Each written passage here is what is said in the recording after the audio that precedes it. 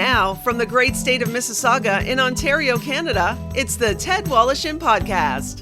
Brought to you by ETP Canada, providing estate administration with ease. ETP Canada. And Tom's Place, for the finest in men's fashion. Tom's Place will suit you. And now, here's Ted. Thanks very much for joining us for another edition of the Ted Woloshyn Podcast. Appreciate you taking the time this week. A very special guest, a very special friend. Known each other for a long time, and after an outstanding 48-year career sculpting the sound of some of Toronto's best radio stations, Wayne Webster is retiring. He began as an intern at Q107's music department just as that radio station was launching, and made his mark as music director at CHUM-FM, Mix 99.9, Virgin Radio, Easy Rock, and finally, Boom 97.3. Along the way, receiving the prestigious Alan Waters Hall of Fame Award. Wayne Webster, it is good to see you, my friend. Congratulations on your wonderful career and on your retirement, and yet you're retired and you're talking to me from your office. What's the deal? Yes, I'm still working, believe it or not. I haven't yet retired. I'm working on that part, the end date. What is the problem? They can't find anybody to replace you? And I would imagine that's got to be a difficult task. And if they can't find anybody and you end up staying a lot longer, it's your own damn fault because you did such a good job. Right. I sort of said that I'll hang in until you hire somebody, and I'll sit down with them and sort of go through the procedure, the job and stuff like that. Yeah. So, so it's been about 2.5 months now. I've been waiting. You've been retired. That's pretty cool. I'll get there eventually. Yeah, I'm sure you will. For those people who are not in the industry and people who don't understand exactly what the role of a music director is, as quickly and as plainly as you possibly can, describe what it is that you have done and then do. Well, the music director, again, it depends on the format you're working and who you work with. Your program director usually has most of the say. Yeah. Because it's his radio station. He's the guy who's in charge. Yeah. So like in a music meeting, he would get 2 votes to my 1. So if I really wanted a song, he could shut me down. And then that was sort of more the current thing. And in the last 15 years, I've been doing Boom. And of course, we don't play currents. We just play music from the 70s, 80s, 90s, and whatever. And I was sort of like given complete control. Here, you just go figure it out. So it's been great that way, because now I just pick the music, and I've gone back to the old-fashioned pick it by hand, one song after another song after another song. I feel that picking it this way gives you more control. Nowadays, of course, the computers, most radio stations have a system, Music Master Selector, that they pop all the information in and let it do the work, and then they just check and make sure that it looks good. Okay. I always found it, we should explain to the station that you're working for Boom right now. It's just music of 70s, 80s, and 90s, correct? Yeah, and we do, we do dip into the 60s because there's so many great 60s songs that Yeah. And we do pop into the 2000s now that, as over the last 10, 15 years, we I guess you sort of evolve a bit. Yeah, and that raises an interesting question. But I'm going to get to that in a second. But I always found it funny when I worked in radio, and people would walk up to me and say, I really enjoy listening to so-and-so on your radio station because he plays the best music out of all the announcers. And I just sort of laughed to myself because I'm thinking, you have no idea. He's not picking anything at all. Yeah, well, I'm sure you remember too, when, in high school, listen back in the days of CHUM-FM when, Pete and Geets and Donaby and Mars and stuff like that, and they would actually have the freedom to pick songs. So each shift was sort of different. And then somewhere along the way, I can't remember what year it was, then, the music was, programmed for them, and, everybody had their own, had their shift, but it was basically the same music. So it shouldn't have sounded too different. So what happens in the case of, for example, I was reading recently that the Beatles, who of course have not recorded since like early 70s, they're re-releasing some unreleased music. Does that qualify now to be played on Zoom because it was recorded back in the 60s, even though it's coming out fresh in 2025? For us, we call it a classic hits format. So one of the main things is got to be a hit. So okay. It doesn't really make a lot of sense playing something that they don't know. We don't have like a current rotation where we can play it over and over and over and try to break it in like a new music station. And what exactly defines a hit? Is it where it ended up on Billboard's top 100 or whatever the chart Yeah, is. yeah. I got those top 40 charts and stuff like that. But it's weird. Like there's a bunch of stuff that we play, like like New Order, Bizarre Love Triangle, or Blue Monday. A couple songs that they got a bunch of airplay, but I don't remember them being like big top 10 songs. Over years, certain songs, like Tiny Dancer, I don't think was like a huge hit. But with time, some of these songs just become bigger, and sometimes Yeah. it's a movie or something like that. Yeah, true enough. Yeah, that's a really good point. Now, there's been a big debate recently about where CanCon fits into today's scene, because I mean, CanCon came around at a time when the music industry, the Canadian music industry, was almost non-existent, and nobody was really playing Canadian artists until the government, the CRTC, decided, well, here's this new regulation. You've got to play so many Canadian artists, which of course gave birth to Gordon Lightfoot and Anne Murray and all kinds of people who followed in their footsteps. And today people believe, well, you know what, they can the industry can kind of stand on its own. Do we really need to force 30 or 35%, I guess, in some cases, down people's throats? Yeah, I think it's very outdated right now. It definitely did help, and I think as we all know, there's like a ton of great Canadian music out there. Yeah. Uh, it's like there's so much, especially when Drake became big and Weekend and stuff like that. There's like some of the biggest artists in the world, come from Canada. So in that way, you know that 35%, like especially for us, like it's we're playing BTO and April Wine over and over and over. That I've already played a million times already. Hmm. So and then when we do a music test, the main way we find out what we want to play is we ask people what they want, and they tell us they love it, they like it, they hate it, whatever. And we'll do like 1,200 songs, and in that top 100, there's usually two songs: Summer '69 and Heaven. Once in a while, Sunglasses at Night or another Corey Hart might pop in there. There might be a few Canadians. Then you go to the bottom 100, and about 50% of it is Canadian music. Hmm. Everybody says, "No, I love Canadian music. I love Canadian music," but it sort of shows that they don't love it 35% worth. Yeah, well, but I guess you could probably do the same thing if you looked at just strictly music from the United States, and I'm sure people in the West Coast would say, "Wow, I mean, I love West Coast American music." But then if you ask them to compile the top 100 American songs, they might be shocked to see, well, wait a minute, only 8% of it actually comes from the West Coast. The rest comes from the East Coast or Southern United States. So I guess it's not that much different in that sense as well. Right. Yeah. And I know there's certain countries around the world that do this. I know they did in Australia, and I know there's some Europeans too that had their CanCon sort of regulations like we do. Yeah. Yeah. It's just one of those things that we're just asking, just go back. Back when I worked at CHUM-FM in the 80s, we had 20%, and then went to Q. At Q, I think we had 30%. I believe so. And so, at the same time period, two different radio stations that have different.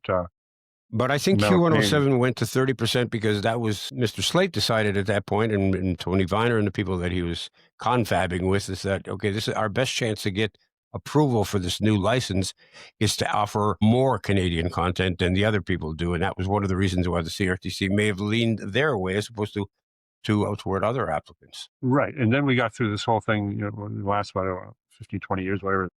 It was like, if you want a license, you say you're going to pay 40%. So a lot of stations have to pay 40 now. Wow. I've never had to do that, which would make it really difficult. That's enough to turn you off an artist. Yeah. You know what I mean? I mean, it's okay if you're BTO or if you're Guess Who, because they got so many hits that there's a lot to choose from. But if you're a Canadian band that only has, say, 6 bona fide hits, they wear out real quick. Well, the other problem too is that there's a whole bunch of great Canadian artists or songs that don't count as Canadian content. Like Celine Dion, a lot of her stuff, we could actually even do it with David Foster. Two Canadians working together, but it doesn't count as CanCon because the writers were Canadian and they produced it in the States, so they only get one part. And there's all kinds of examples of that where, like Drake too, a lot of these artists use multiple writers. So if you have a half dozen writers, so you're not getting the writing credits, because before you at least get some of the writing credits, and then Because You'd Canadian content is qualify as Canadian based content. on Canadian content is based on the Maple system, which is music, artist, Yeah, right. producer, and lyrics, right? Yes, And two out of those four have to be actual Canadians, right. as they say. Like Exactly. somebody like Celine Dion, she's the artist, but it may not have been produced in Canada, and the music may not be Canadian, and the lyrics might not be Canadian. But she's a huge Canadian star, but you can't qualify that as Canadian music, which is kind of silly. No, it's not kind of silly. It's stupid. Yeah, and it's like if you're Canadian, right? Yeah, exactly. Let's go back here because I want people to understand how vast your career has been and the kind of places that you've been at and how you've really changed the sound of the city over the 48 years that you've been here, because your entire career has been based in Toronto, which is an oddity in itself for people in this industry. You and I first met when you first started in the industry at Q107, and that was 48 years ago, just as they were coming on to air. In fact, you got there before they officially signed on as an intern. How did that come about? I guess if I go back to when I was a teenager and stuff like that, I really enjoyed music, and I started working with dead end jobs, shipper receiver and stuff like that. That of course didn't really go anywhere. And I was working at Eaton's warehouse up on Rexdale Boulevard, and Sam, who was the boss of our sort of area, and he said one day we're sitting around at the end of the day waiting for the bell to go at 5. He said, "You should do something else. You shouldn't waste your life like us, working in a warehouse. You should do something." So then I started thought about, I really enjoyed music, and I lived in Rexdale. Humber College was close by, Yeah. and they had a radio program. So I ended up going to Humber, and at the end of the first year, I had about 2 weeks to go, and they got a call at the college saying that they needed an intern to help put the library together, and that's when we met. So I came down, put tape around the edges of the albums, and put the numbers. I'm sure you remember. I And do. so that was my job, to put the library together. And after 2 weeks, of course, it wasn't done because there's like thousands of albums there. Uh, I was, finished school, and Dave Charles, the program director, says, "Well, can you hang on until you and finish the library?" So I said, "Sure." I was summer. This was pretty cool watching a radio station being built. Yeah. So I was like, doing that stuff, and then starting working the card system. Maybe we had to do card. Each song had a card, and I had to type up all that stuff. So all these little jobs started popping up, and then actually it was into June, and I was still not making any money, and I was living on my own. I needed money, so I went again to Dave Charles and said, I'd love to be here. This is amazing. I think I can do a really good job. He says, okay. So they put me on for $115 a week, and said in September, when the budgets come out, if we think we need you, we'll put you on full time. 48 years later, yeah, here we are. So you were there for a historic part of Toronto's history, music history, with the launch of Q107. But then you went to CHUM-FM, which at that point, a lot of people don't realize that CHUM-FM wasn't what many people grew up listening to before they started listening to it. I mean, it was kind of a mishmash of a lot of different things, and then suddenly it became this underground phenomenon. With people like Dave Pritchard and David Marsden and so many great talented people, Pete and Geets, as you mentioned as well. You went there when were they number one at the time when you left Q to go No, to no, we CHUM? were. I don't know if we were at 500,000. We were still the progressive rock station. And at the time when I joined, Bob Wood was the program director, and the format was an album format, and we would play 4 albums an hour in a 15-minute segment. So you'd play 3 or 4 songs from an album, do commercials, 3 or 4 songs from an album, commercials. And so you have to go home and listen. So instead of listening to the songs, you have to listen to the whole album, and then decide if there's 3 or 4 songs that are great. And it was a great experience, because I remember listening to Fear of Music, Talking Heads, and I didn't really know a lot about Talking Heads, and then that album sort of blew me away. I was just like, this is really something different. Mm-hmm. And then so you started to get into this, and then so we did that for a couple of years, and then in the 80s, especially right around 1980, there started to be all those one-hit wonders, and we're like, okay, what are we going to do? If you want to play this one song, we got to play 2 others that you really don't want to play. So then we broke off the album thing and went back to single song selections so we could actually do sort of a more normal thing. And then Q-17 was doing really well, so we became Toronto's ultimate rock because they were Toronto's best rock. And we were playing like Ted Nugent in the morning and stuff like that. Accept Balls to the Walls and AC/DC. It was pretty rocking station. And it didn't really seem to move the needle. And then CFNY started really doing well. So we started all of a sudden going back over Roxy Music and more of the alternative thing. And that didn't really move the needle. And then it was Def Roman said, there's this whole demographic, 24 and older, that we should appeal to. So I remember the meeting, Bob Wood said, we're at a meeting and said, can you play the new Madonna single? And I just about fell off my chair, like, Madonna? I thought we were a rock station. And anyway, that was sort of like the beginning of where we're going to go. And then Ross Davies and I, who was a program director at the time, went to New York City to hear Z100 because they were the buzz, right? They were the station. And we were listening to the production, the energy and stuff like that. Maybe we could do something like this with CHUM-FM. Went back to Toronto. This is about 84, 83, 84. And we started playing, the Pointer Sisters and a whole bunch of the pop stuff and Madonnas and whatever. And it was sort of weird because, all of a sudden there was the Scorpions and the Accept Balls to the Walls, stuff like that. Sort of got moved over to the day part at nighttime. They get the daytime play. And then the station just became more pop. And at first it didn't really seem to catch hold, but it was weird that, you go out on the street or go into stores and you hear the station all over the place. I was like, wow, it seems to be connecting. Then later that year, also we were the number one radio station in the country. And of course, CHUM-FM stayed there for many, many years. Yeah, for sure. From there, you went on back to work for the Slate family when they had taken over, I guess, CFRB and CKFM at the time. And then CKFM morphed into the mix. And that's where you and I became reacquainted. Yeah, so Gary bought, the Slates, the family bought Standard. And Gary, we'd always kept in touch, from the time because we worked together at Q. He said, he wants to do some stuff with CKFM. And it was like, okay.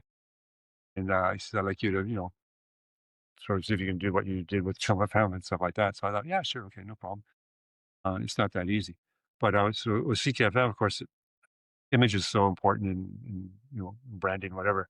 And CKFM had that image in the city of a really soft AC radio station. And we couldn't seem to shake that. So after a couple of years of trying, Gary hired Pat Holliday, and we launched the Mix 99.9, and did that for 19 years, I think it was. 18, 19 years. It was a long time. It was a long run. Of course, many program directors through there. Yeah, a lot of changes happened there. And then from there to Easy Rock, which they owned as well. Yeah, well, somewhere along the way there in the 2000s, Gary sold Standard to Astral Media. And then so we were Astral then. And then Easy Rock was the other station that we had. And they said, can you do the music for Easy Rock too? So I said, sure. So I was doing Easy Rock and Virgin. And then Rob Farina came in to run the radio division. And he said, like CHFI was doing really, really well. Easy Rock was doing well, but it was like, we're never going to beat them. We're just going to be number 2 AC station. Well, Rob's like, can we do something else? So we did a format finder. So asked the people, you do research and ask people what kind of format they like. And there was one of us, an album alternative, which we always wanted to do because we thought that'd be cool. But there was this other one, was like play a bunch of music from a whole bunch of different styles and eras. So you play some rock, you play alternative, you play the pop stuff, rock stuff, whatever. And you do it from the 60s, 70s, 80s, and 90s, whatever. So we decided to try that. And when we were putting it together, we were in a boardroom, I remember talking to Rob and saying, this could really sound good. If we go from this and this and this. And he said, yeah, you know what? He said, Wayne, I think this form is perfectly made for you because basically through my whole career, it was all the stuff that I played all in one spot. And of course, we launched Boom and became, a monster. Ted Woloshyn returns in a moment. I've had the great fortune to say that I've been associated with one of Toronto's finest names in men's clothing for more than 25 years. Tom's Place. Founded by Tom Mahalick's father in 1958, Tom's Place offers brand name men's apparel at unbeatable prices. But more than that, they boast a long-serving, knowledgeable, and friendly staff that can assist you whether you're looking for casual or formal attire. And they have plenty of first-class tailors on site. In addition, Tom and his family are well known for their philanthropic work. So if you're looking to deal with great people who can fulfill your clothing desires at outstanding prices, do yourself a favor and visit Tom's Place. They're open weekdays from 11 to 6, Saturdays 10 to 5, and Sundays noon to 5. You'll find Tom's Place at 190 Baldwin in the heart of Kensington Market. Or check them out online at toms-place.com. Tom's Place will suit you. Now back to Ted Woloshyn. There was a point when I think it was 2005 through 2011 where you were also the music director of Iceberg Radio and Sirius XM. What is Iceberg Radio to begin with? We all know what Sirius XM is, but what is Iceberg? Yeah, so there were 6 Canadian channels that the Slate's Standard and Bitchel. There's two owners. Yes, it was. Yeah, so we had one channel, and we launched Iceberg. Iceberg was all Canadian music, and we sort of, and there was different versions of it. There's another one that was a little more alternative. We sort of did sort of the boom idea or whatever, and we would play everything from the Guess Who up to Metric or whatever at the time. So it was fun, it was interesting, because there, of course, again, so much great Canadian music, and this one really opened it up that you could play all kinds of stuff. But yeah, we did, I guess, 6 years, and then it got sold. So then, when Boom became Boom, which is what it is now, and it's a powerhouse in Toronto. For those who are not from Toronto, it is when the ratings are out, it's consistently within the top 1 or 2 or 3, depending on which demographic you're looking at. I mean, you can look at ratings in so many different ways, but without an argument, it's one of the top couple of stations and has been for years and years. It's a different thing because you're not really. I mean, you can take you're taking charge of it because you're hand selecting the songs, but unlike your previous jobs, you were actually breaking artists and breaking songs. Do you miss that? Yeah, well, the reason I got into radio was to play new music, keep on top of all the stuff that was coming out.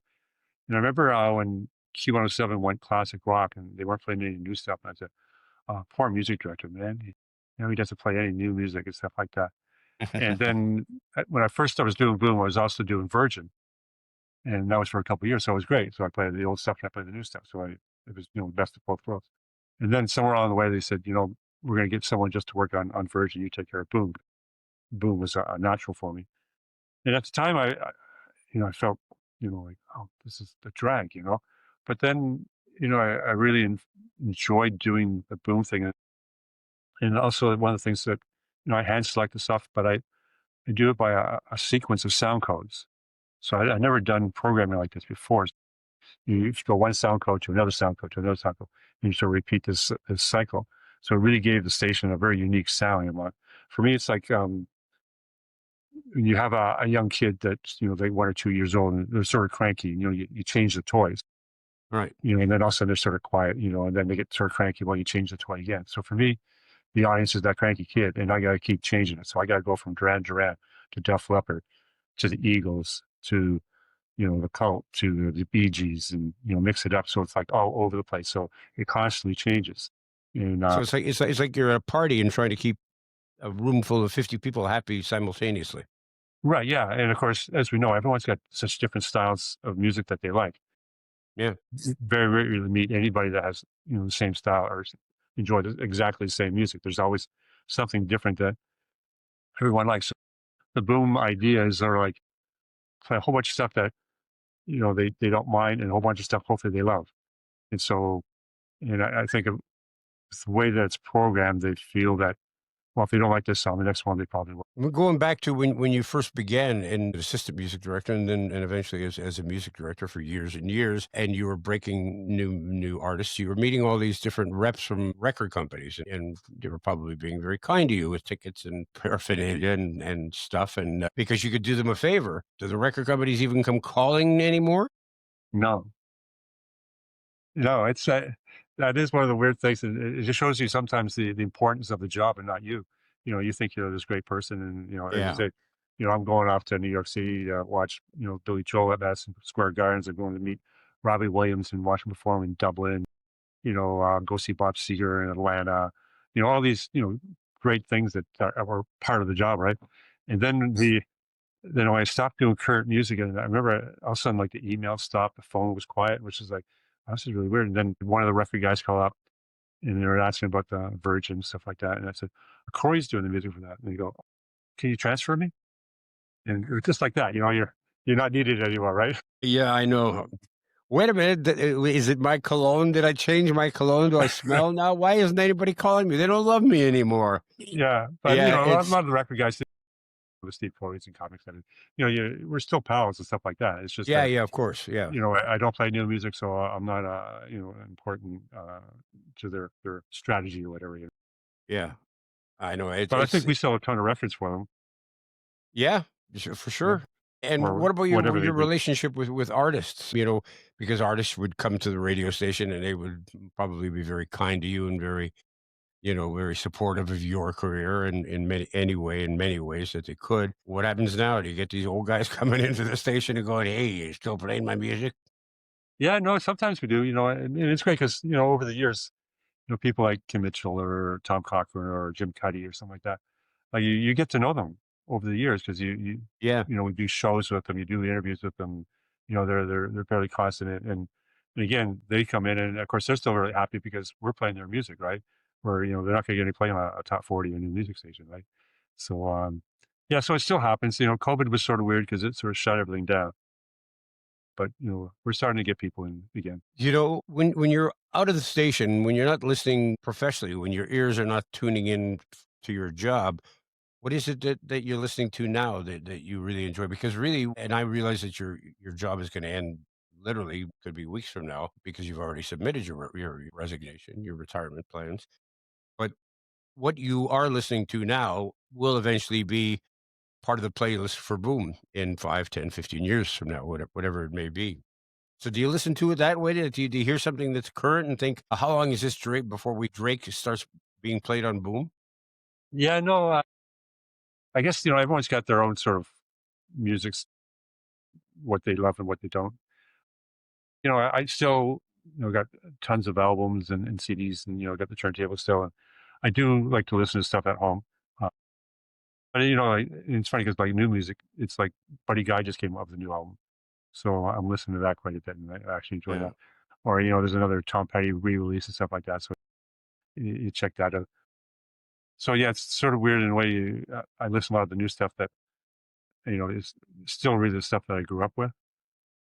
But yeah, you do find some new music, and that you do hear some stuff, on the edge or whatever that you go, who the hell is this? Like years ago, I guess maybe like the Black Keys or something like that. You want to see them, and like the Teshy Trucks. I was a big Allman Brother fan, still am, and they have bring that sort of that sound into today's music. So they're like one of my favorites now. So yeah, there's a lot of stuff that you listen to, but yeah, it'll be interesting to see because I do listen to the radio so much. So I'll have a lot more time to listen to what I want to hear. Yeah. And what do your kids listen to? Not Boom. Yeah, they do once in a while, but neither one are huge radio fans. So actually, no, my daughter does have Sirius, and she loves John Mayer, so she listens to John Mayer's channel quite a bit. Hmm. And my son, he's got his own playlist, and I understand, like, why listen to the radio and have someone else program the music for you when you can program. Right. We've seen so many changes go through the radio industry, and I'm thinking in the last 5, 10 years, especially with the ownerships being what they are and what they were, and a lot of the corporates just have bailed on the idea of owning radio stations or cut down a lot. And then we've seen a lot of things happen, like there aren't nearly as many announcers as there used to be. In many cases, radio stations don't carry newscasters or don't even have a news department, were whereas they used to have like a huge functioning newsroom it included entertainment reporters and sports people and weather and correspondents from Queens Park and City Hall, and those things have all disappeared. How much has changed from your perspective as a music director? Yeah, well, I guess, if you go back from, well, worked at Q and you remember that box of cards and, here's your D1s and D2s and C1s and stuff like Yeah. that. And, all be the categories and stuff like that. So, I'd type up a card with all the information on it, put it in the box. That's the way that, you'd have your flow sheet and you pick one from this category to this category. Then we started making up a playlist, be on the typewriter, type it up and give it to the announcer and stuff like that. Then of course computers changed everything. So then all of a sudden you have a system that, you put the information in and it would, program the music for you, which was okay. And then of course I've gone back to the old fashioned pick it by hand, which takes a lot more time, but I think it makes it sound better. Is it inevitable that AI will eliminate your job one day? I wouldn't be surprised. Yeah. You just take all the old playlists, stick them into AI and just say, okay, well, kick out a year's worth of music. I don't know. I don't know if that's going to happen. But yeah, Because because it's already happening with announcers and yeah, many of the station announcers, the people that do all the, you're listening to and do all the promos for the station, they've been replaced now by AI, and so have announcers as well. So you would think that it's just a matter of time, I suppose. yeah. Well, radio's been struggling with, COVID really, took a lot out of it. Yeah. Because, we, listening to radio was in the car and people weren't driving. So, of course, all the numbers went down. And they have come back, but I don't think they've ever come back to the levels they were before. So, so people aren't making as much money. So then, as you've seen over the years, a lot of good people lose jobs, even though it wasn't that they were doing a bad job. It's just like they got cut money. So, it's been a drag. And then, of course, then it's the same for announcers. So many stations, here's one midday announcer, there's, 10, 12, 20, whatever stations across the country. There's a lot of that syndication that goes on sort of for a lot of formats. It saves money. I guess, most people don't know the difference. It's got to be hard to be a young announcer now trying to break in because where do you go? You don't have the overnight break in. Yeah. A lot of weekend stuff is, voice tracked. Yeah, it's, then you see how many of the Humber College, type of radio courses have closed. There's not many left. Yeah, I know. It's actually quite sad in a way It is, yeah. for people such as yourself and myself who have been in the industry for Right, so long, just to see that happening, and you think, wow, what a bummer. right. And there's, one of the better ways of getting into a radio station was to go to college and then get an internship, so at least they can see you. And so now, you just knock on the door, and then that's like going back to the old days, like you know some kid that keeps asking, I want a job, I want a job. Yeah, exactly. So, when they do finally find a replacement for Wayne Webster, what lies in store for your future, other than going to as many Blue Jay games as humanly possible? Yeah, I have seasons tickets and I've been to about 25 this year. It's been a great year to go. I play baseball still too, so I play on Sunday, and there's a league that's Tuesdays and Thursdays that a bunch of the guys say, like, they're all retired, so come on, join us. So I can do that. Yeah, and I still go to a lot of concerts. Say just going to the Black Keys, the Tessie Trucks. Just saw the Oasis show. That's good because, like, the Oasis, you get home at midnight and then you got to get up and go back to work the next day. Yeah. We used to do that all the time in our younger days back. Yeah. It's a little harder now to go out and Yeah. stay up late and then get up early and go to work and do it over and over and over again. Well, the thought process back then was, when you're younger, it's like sleep when you're older. But now you are older, so Yeah. now you get the chance to sleep. But I can't see you sitting around and not doing. I mean, I shouldn't say not doing anything, but I mean, do you still want to be involved somehow in the industry? Yeah, I sort of got to the point where I was like, I just want to do nothing for a bit. I want to really just to relax. And I understand that, a lot of people, when they retire, after 5, 6 months, they say, okay, what am I going to do now? So I sort of want to take it easy, sort of relax. I started playing golf again. So I started playing more golf. I live down by the water, so we got paddle boards, kayaks, and stuff like that. So just sort of take that long sort of holiday thing, go away, do some traveling, stuff like that. But yeah, I'll be really interested, if I keep a hand in here as like a consultant. Yeah. I can't tell you, it's been a real pleasure, how much it's been a real pleasure chatting with you and working with you over the years. And we had a lot of fun. I look back on Q107. That was a pretty exciting time watching and being part of a radio station launching. Do you remember the first song that Q1 played? What was it? CanCon. Hard Oh, Rock Murray. Town. Murray McLaughlin. Murray Christensen, Murray McLaughlin. Yeah, no, those were great days. Like when that day that we launched, and the champagne corks were going up and down the hall and stuff like that, and I was just like, these people get paid to do this. Like, of course, I wasn't. I was an intern, I know. and I was like, and having so much fun. I'm going, I gotta do this. This is like, it was my calling. And again, I'm very lucky. I got to do a job for 48 years that I had no idea was there, and it was like the perfect job for me. One of my first recollections of realizing that this was a special and a different job was the first time I got to go to work wearing shorts and thinking, how many people are doing this right now? Going to work in shorts and running shoes and a T-shirt. Not many. Yeah. Well, in this industry, you can. Yeah, exactly. Listen, I wish you all the best, Wayne, and thanks very much for taking the time. And Oh, you're boy, welcome. you know what? Will be a nice way for you to finish off your career, to be sitting at home and watching the Jays in their World Series parade. Well, that'd be amazing. I'll be down there walking in the parade. All the best. Okay, thanks. That'll do it for another week. Don't forget to tune in again. Don't forget to check out our website, www.tedwoloshyn.ca, and our past episodes. Leave your thoughts and your comments as well. And while you're online, don't forget to fill out your organ and tissue donation card. You can change or even save a life. In the meantime, have a great week. The Ted Woloshyn podcast has been brought to you by Tom's Place. For the finest in men's clothing at unbeatable prices, it's Tom's Place at 190 Baldwin in the heart of Kensington Market. Tom's Place will suit you. And ETP Canada, providing estate administration with ease. Technical production by Paul Gatt. Music by Bike Thieves. For more on this podcast and our sponsors, and to talk to Ted, go to www.tedwoloshyn.ca.